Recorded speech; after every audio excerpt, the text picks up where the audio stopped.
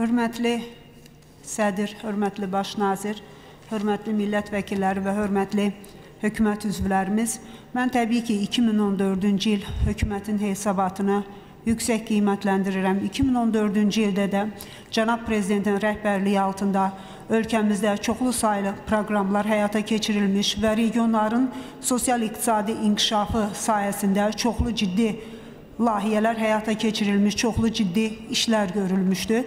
Və təbii ki, biz hamımız bu görülən işləri dəstəkləməklə bərabər və hökumətin bu hesabatını da yüksək səviyyədə dəyərləndiririk. Mən bu hesabat zamanı təbii ki, 2004-cü ildə görülmüş işlərə və bəzi məsələlərə toxunacağıq ki, onlar məhz bu hesabatla bağlı məsələlərdir. Ona görə mən həllini gözləyən məsələlərdən daha çox onlara toxunmaq istəyəcəm və daha çox da millət vəkili seçildiyim Tovuz rayonu ilə bağlı bəzi məsələlərlə bağlı 2014-cü ilə bağlı bəzi məsələlərə toxunmaq istəyirəm. Birincisi, bu çox önəmli bir hadisədir ki, Cənab Prezidentin göstərişi ilə ölkəmizin bölgələrinin, kəndlərinin qazlaşması sahəsində çox böyük işlər görülür və ölkəmizin, böyük bölgələrimizin böyük bir hissəsində bu qazlaşma prosesi sürətlə gedir. Amma mən çox təəssüf edirəm ki, Ermənistanla ön cəbhə rayonlarından biri olan Tovuz rayonunda biz bu prosesi sürətli şəkildə görmədik. Bizim bəzi rayonlarımız var, bir çox rayonlarımız ki, qazlaşma prosesi tamamilə başa çatıb. Amma Ermənistanla ön cəbhədə yerləşən bir rayonun, Tovuz rayonunun təxminən yarısı hələ də qazlaşma prosesi demək olar ki, başa çatmayıb. Və mən hökumət üzvlərinin və Azərqazın rəhbərliyinin diqqətinə çatdırmaq istəyirəm ki, o kəndlərin bir xeyli hissəsi də Ermənistanla ön cəbhədə yerləşən kəndlərimizdir. Və bu prosesin daha da sürətlə getməsi lazım idi və mən burada da bu fürsətdən də istifadə edərək yenə də çağırmaq istəyirəm ki, bu məsələyə diqqətlərini artırsınlar. Çünki bu məsələlər proqramda öz əksini tapıb, keçən ilin büdcə layihəsi olsun, proqramlarda olsun, öz əksini tapıb. Amma bu istənilən qədər bu proses Tovuz rayonunda sürətlə getmədi və bizim o kəndlərimiz hələ də ki, onlara vəd verilmişdi ki, bu qazlaşma prosesi sürətlə gedəcək, həllini tapacaq bu layihələr çərçivəsində. Amma 2014-cü il çərçivəsində o kəndlərin qazlaşması başa çatmadı və biz xahiş edirik ki, ən azı 2015-ci il çərçivəsində, çünki bu insanlar bunu gözləyir və bu məsələnin öz həllini tapmasını xahiş edərdik. İkinci bir məsələni yenə mən bu sahədə xahiş edəcəm. Söhbət yeni yaşayış massivlərinin qazlaşması ilə bağlıdır və mən burada Azərqazdan və hökumət üzvlərimizdən xahiş edirəm. Bu məsələni müraciət eləmişik.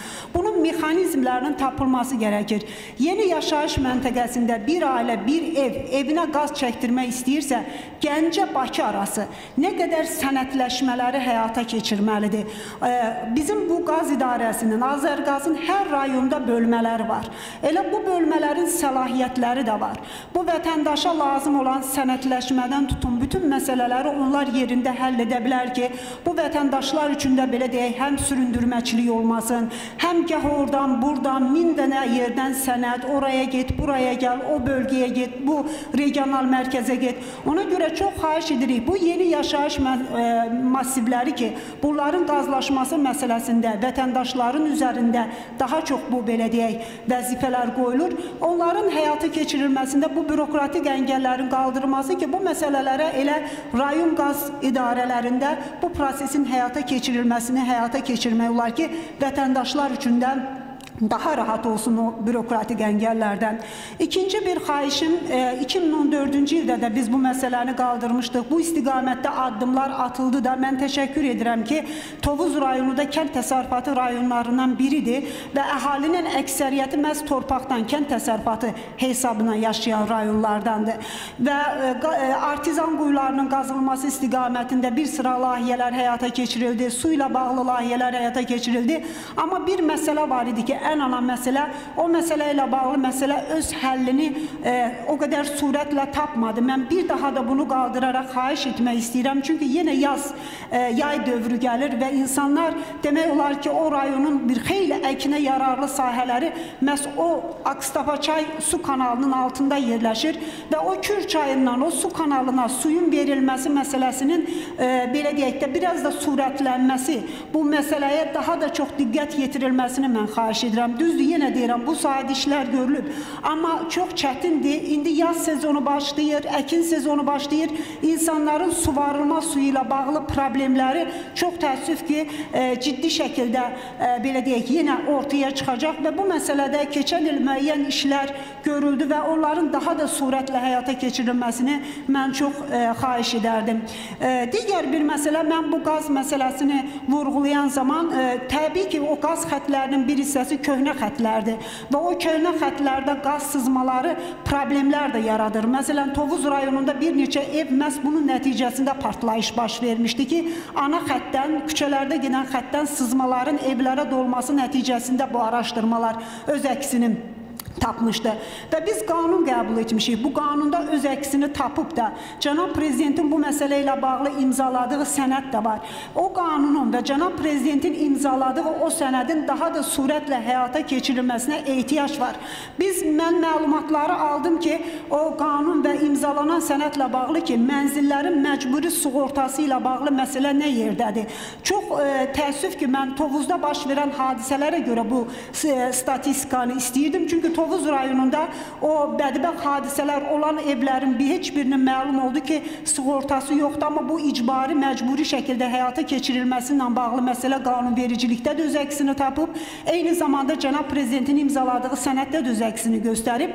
Çox təəssüf ki, rəqəmlər çox kiçikdir, bu günlərdə çox kiçikdir və biz hökumət üzvlərimizdən xahiş edirik ki, bu məsələyə xüsusi diqqət yetirilsin ki, bu məsələ sürətlənsin. Çünki bu məsələdə daha da ciddi şəkildə nəzarət etmək lazımdır ki, sabah nə vətəndaşlarımız, nə də elə hökumətimiz, dövlətimiz çətin vəziyyətlə üzləşməsin, bu mənzillərin bölgələrimizdə məcbur şəkildə sığortası məsələsinin, icbari sığortası məsələsinin çox, belə deyək, ciddi şəkildə üzərinə düşülməsi gərəkir. Yenə deyirəm, bununla bağlı qanunvericilik də var, imzalanan sənədlər də var. Digər bir məsələni mən xahiş edəcəm ki, bu məsələdə bununla bağlı qanun var və bununla bağlı qanunvericilik çoxdan bu məsələ öz həllini tapıb, amma bunun həyata keçməsində problemlər qalır və mən səhiyyə sahəsində çox gözəl işlər görülür, yeni xəstəxanalar tikirilir, ölkəmizdə bu sahədə çox ciddi irəliləyişlər var, biz hamımız bunu görürük. Bugün yaxşı mütəxəssislərimiz də yetişir ki, insanlarımız əvvəl hamısı xaricə gedirdi, orqan köçürülməsindən bağlı, bövrək köçürülməsi olsun, qaraciyər. Bugün ölkəmizdə bu əməliyyatlar üçün mütəxəssislər və mərkəzlər hazırlanır, artıq var, fəaliyyət göstərirlər. Amma ortada bir problem var.